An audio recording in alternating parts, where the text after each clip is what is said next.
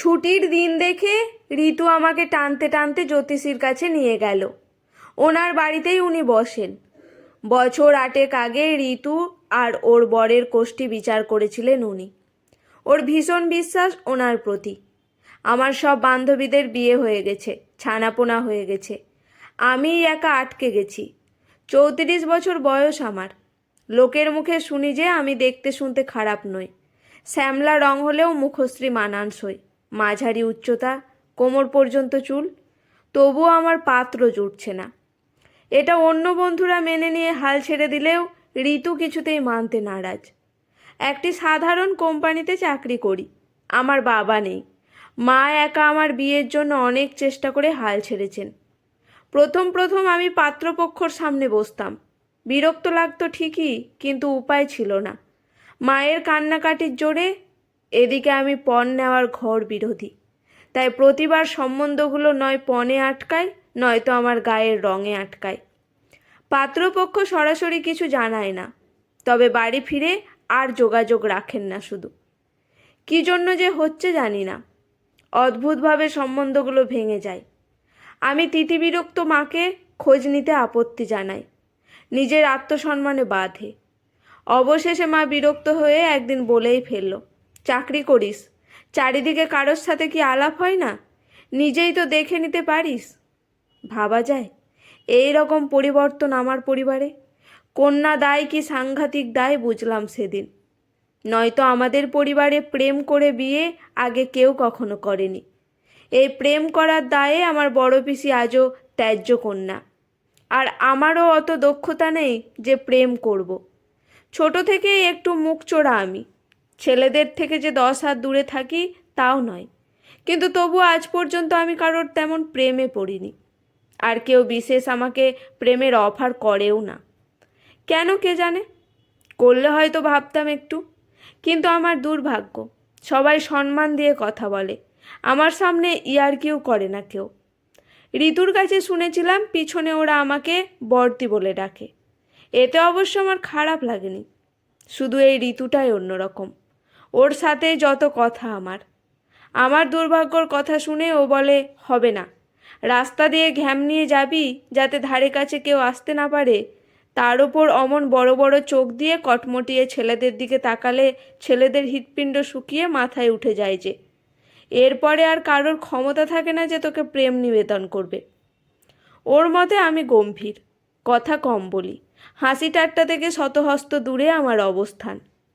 প্রথম দর্শনে ভীষণ রাগী টাইপের মনে হয়। গোল গোল গোলুলুর মতো চোখ দিয়ে সবাইকে আমি ভড়কে দেওয়ার ক্ষমতা রাখি। আমার দ্বারা প্রেম কখনো হবে না। আর এই রকম তাকানোর জন্য পাত্রপক্ষ বেঁকে বসে। কে আর চায় এরকম রাগী বউ? কোন শাশুড়ি চাইবে এরকম গম্ভীর বৌমা? বিশ্বাস করুন, আমি এসব ইচ্ছে করে করি না। আমার চোখটাই এমন আসলে। তা কি করব? আমার মা বলে 7 মাসে হয়েছিলাম আমি। ছোট চেহারায়, মুখের মধ্যে চোখ দুটোই শুধু ছিল নাকি আমার তখন। তা ওইসব জ্যোতিষী টতিষী আমি কোনো কালেই বিশ্বাস করি না। আমি কিছুতেই যাব না, আর ঋতু কিছুতেই ছাড়বে না। চোখ পাকিয়ে মুখে বলে, আমরা সবাই সংসার জ্বালা কি টের পাচ্ছি, আর তোকে পাওয়াবো না? বোঝো মেয়েটা বলে কি। আমি হেসে ফেলি ওর পাগলামো দেখে। অবশেষে সেই আমাকে ওর বায়নায় আসতেই হলো জ্যোতিষীর বাড়ি। জ্যোতিষীর বাড়িতে নিচের অফিসের মতো ঘর, নাম এন্ট্রি করে অনেকেই বসেছিল সেদিন। বুঝলাম সবাই ভাগ্যের অনুসন্ধান এসেছে আমাদের মতো। আমরাও একটা বেঞ্চের ধারে বসলাম। বুকটা একটু দুরু করছে। কি জানি আবার কি বলে। বিশ্বাস করি না, তবুও কেন এরকম হচ্ছে কে জানে। এই বাড়িটা অফিস যাতায়াতের পথে অনেকবার দেখেছি। জ্যোতিষীর নামও শুনেছি বেশ, কিন্তু বলাই বাহুল্য কোনোদিন আসার তাগিদ অনুভব করিনি। চারিদিকে তাকিয়ে দেখলাম বেশ সুন্দর সাজানো গোছানো। সামনে মা কালীর মন্দির। না, জ্যোতিষীবাবুর রুচিবোধ বেশ ভালো। একটু পরে একজন লম্বা মতো লোক আমাদের মা কালীর পায়েস ভোগ দিয়ে গেল কাগজের বাটিতে করে। পরনে গেরুয়া পাঞ্জাবি, গলায় রুদ্রাক্ষর মালা, কপালে সিঁদুরের টিপ। ওনাকে খুব চেনা লাগলো।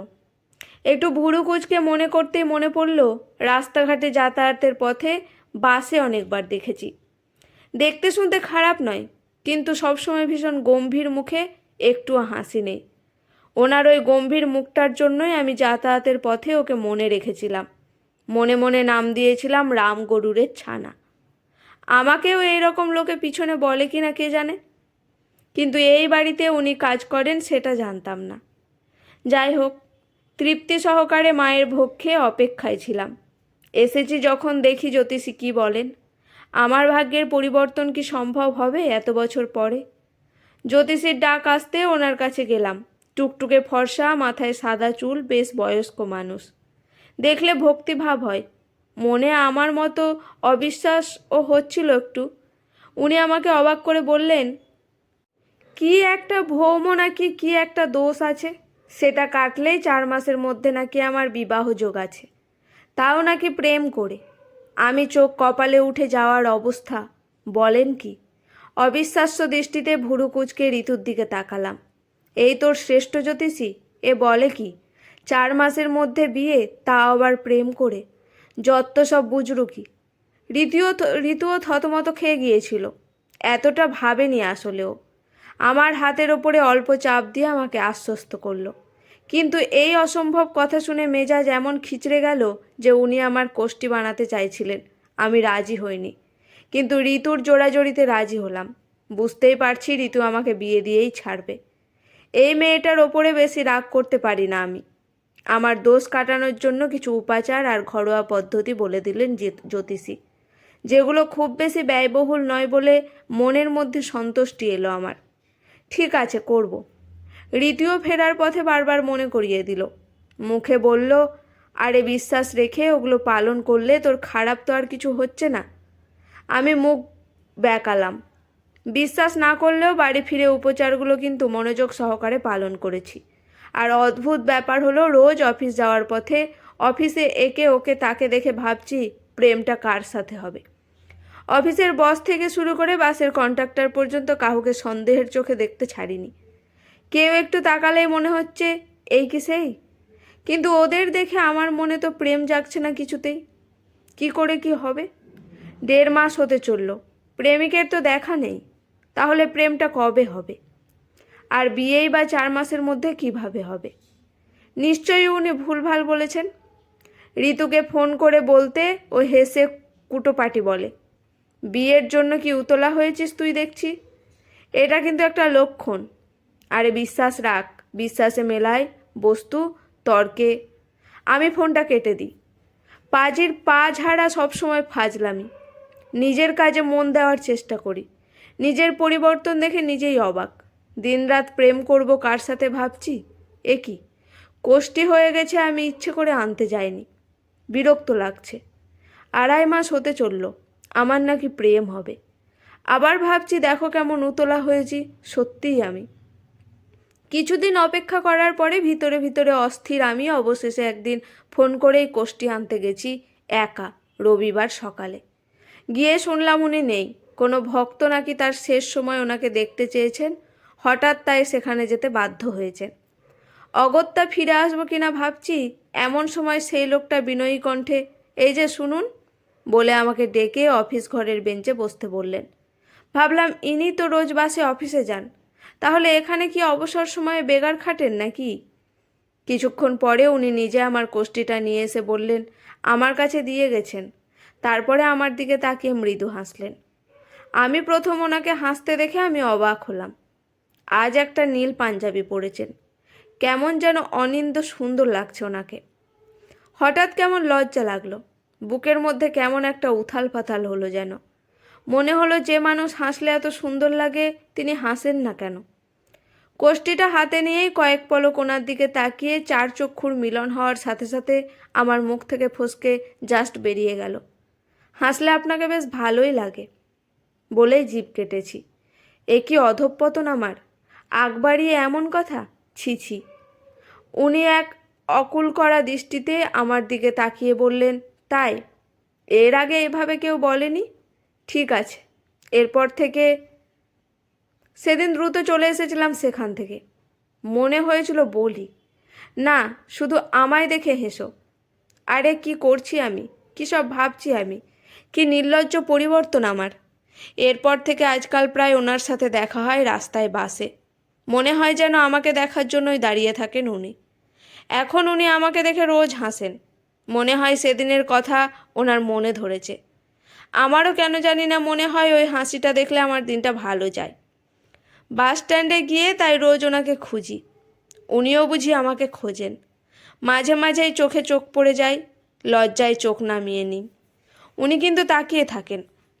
মনের মধ্যে ঝড় ওঠে আমার। এমনটা আগে কখনো হয়নি।